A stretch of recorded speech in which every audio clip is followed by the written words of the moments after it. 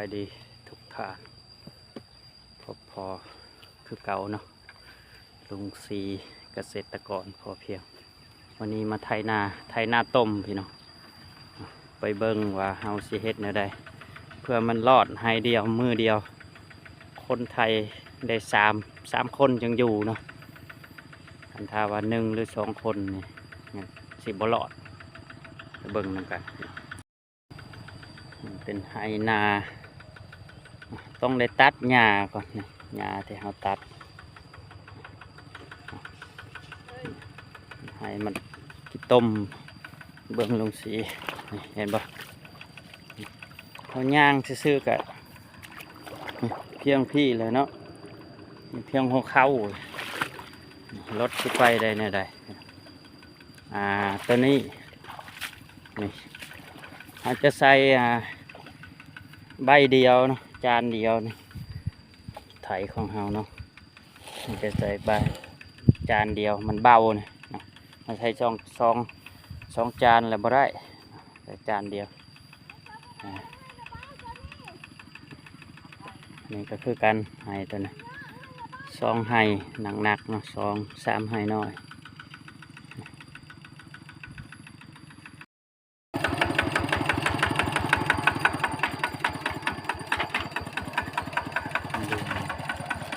เป็นบอกมันลม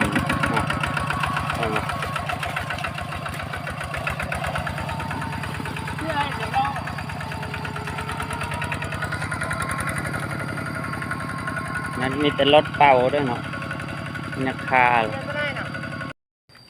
นี่มันอุปกรณ์เสริมตัวสวยเบิ่งก่อนจอดยังไงจะปี้แน่หรอตัวนี้เนาะเจ๊บอกสวยเวลามันขาเนาะอาศัยตัวนี้แหละดันพี่น้องเลยกองเธอราคือมันต้องโปะหน่อยบ่รอเดี๋ยวไปเกี่ยว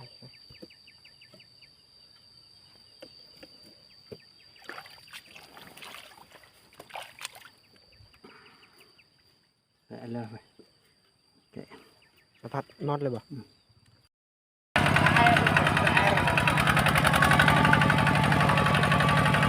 สองคนมันก็ช่วยได้แหละใหม่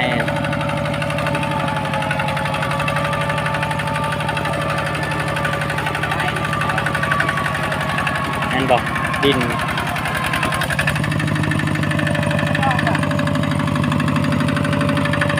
ดันเติมรถ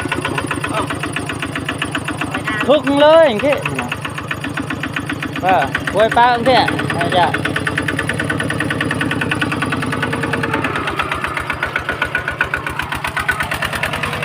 ปลาแกงไว้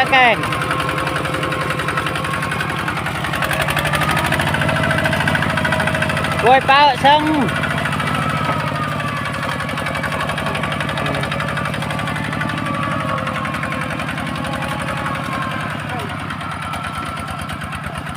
เพิ่มมาอ๋อจะ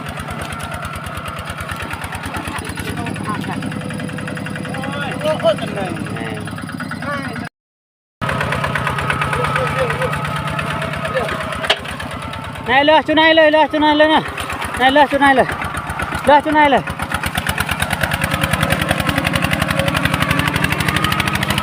rồi lách rền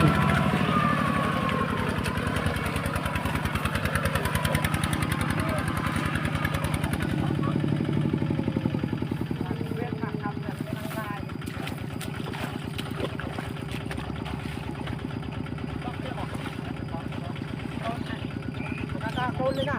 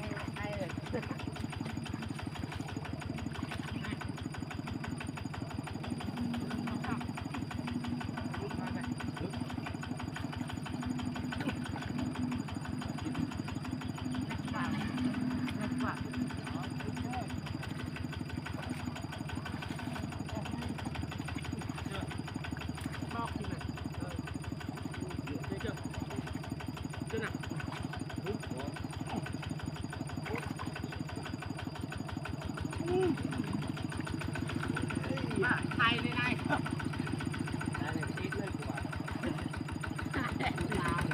เจ้าไม่ใช่เจ้าดมมาหนาแล้ว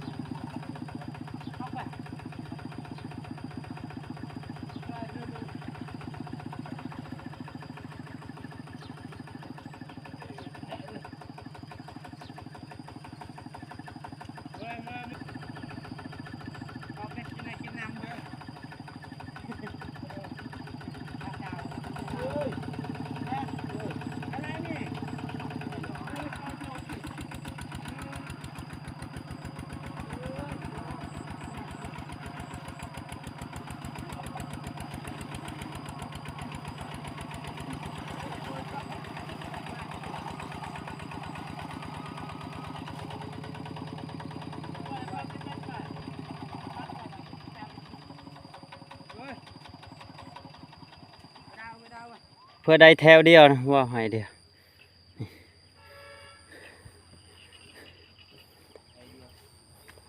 อ่าเลย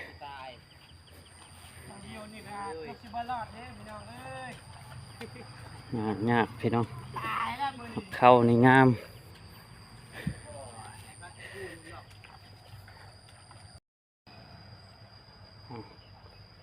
ถือว่าขาบเสาขาบเสาได้แต่ซ้ำนี้อันนี้เบื้องโน้นเบื้องที่ว่ามันขาคือกันขาบอลายนะรถไทยนะถือว่าได้แต่เท่านี้โซนเบื้องนี้เบื้องโน้นไทยอีหลากอีเรือไปได้แต่เท่านี้ขาบแรงมาสีสืบต่อตัวนี้เบื้องมันล้มตลอดเลยเบื้องนี่ไปได้แต่ช่องเที่ยวนี่ถ้าว่าเห็นมันคาตลอดก็เลยมาแบ่งกันโซนเบื้องนี้ก่อนเฉพาะขับเช่าเนาะได้แต่เท่านี้พี่น้องเลยเนาะขับเช่านี่บ่หอดได้บ่หอดให้หนึ่งซ้ำเนาะหรือว่าตาหนึ่งไรซ้ำโอเคขับบายเดี๋ยวเราจะสืบต่อตัวนี้ขับบายขับแรงจัดไปอีกเบื้องนั้นผลกำลังมาพี่น้องเอ้ยยากให้นี่หักเข้านี่ความงามบ่ให้เว้าเลยเขาสมกับมันยากเขาในงาม2 คน3กับข่อยนะ3 คน3แรงมาจังได้เรือเบื้องนี้จะน่าจะลดจากคาตลอดนะ ถ่ายห่างๆเนาะจานเดียวเลยบ่ได้เอา2 จานเนี่ยแห่งไปบ่ได้เลย2 จานเลย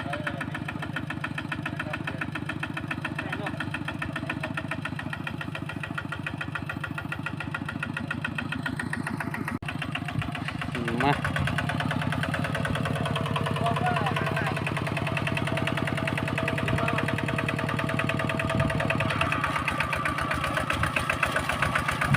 ไปลุยพอไวแล้ว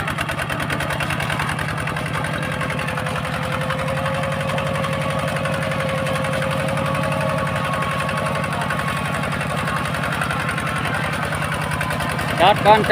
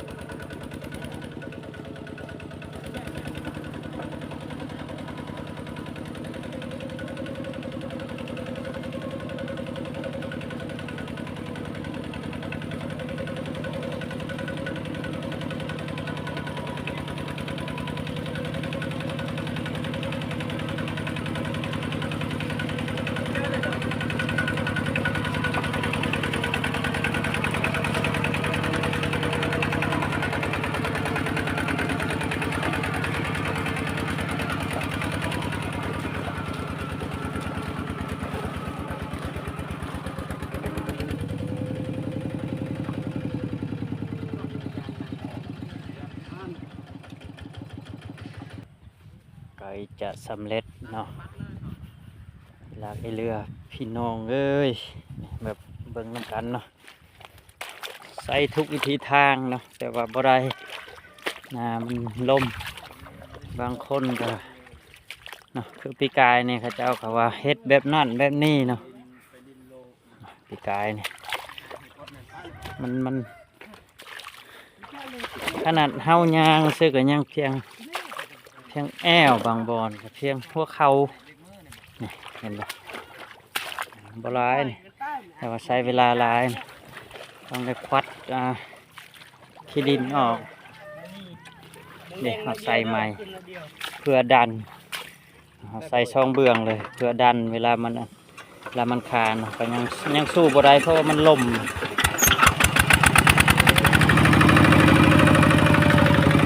ใบรถไทยกับใบเดียวนะจานเดียวเด้อ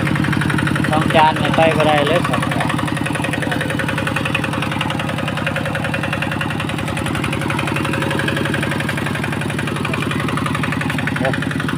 รถไทยมันจำไปสิเจ๊เฮ็ดไงล่ะเห็นบ่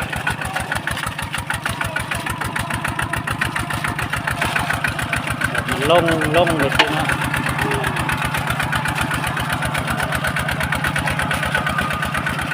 เอาดินเกาะดินสองคนเลยเจ้าก็เมื่อยแหละเจ้าจะมีแห้งมาจะใช้เนาะครึ่งแน่ทั้งครึ่งทั้งอยู่เอาดินออกก่อนเลยวัดดินออกไปแต่ละเทื่อเป็นร้อยคั่งเป็นพันคั่งเลยเนาะเอาดินออกเลยไปเอาดินออกไปสิเห็ดเอาสู้ๆเนาะน้ำมันอั้งนะน้ำมันไหลจากหนองสระคุณเนาะมันหนองสระเฮามันน้ำเป็นน้ำค่ำมันไหลตลอดจ้อยจ้อยคนยังจะกินไปเรื่อยแล้วพี่นั่งเลยเนี่ยนายจะบุกนี่บุกเนี่ยอันนี้ไปไปเนาะคนยังกินวันนี้ไปอันลำมันบอลเก่านี่ก็บ่ได้อีกได้นะถ้าต้องได้ไปบอลใหม่แต่ว่าเขาไทยหามอยู่แล้วนะประมาณเม็ดหนึ่งหามเพื่อบ่ให้เหยียบมันบ่ให้เหยียบบอลเก่าไหนกันไทยอันเหยียบรองเก่าแบบเพื่อเฮาไทยนาปกตินี่บ่ได้เดี๋ยวเบิ่ง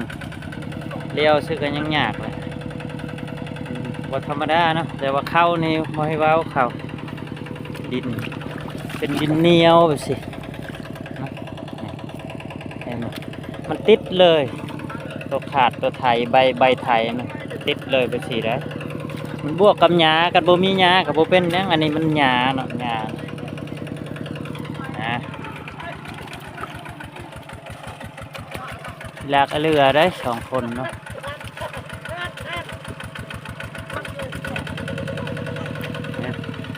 รอดขนาดน้อยเดียวนะ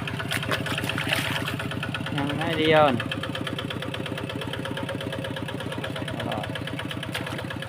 ไปเจ็ดสิบเมตรแล้วบ้าง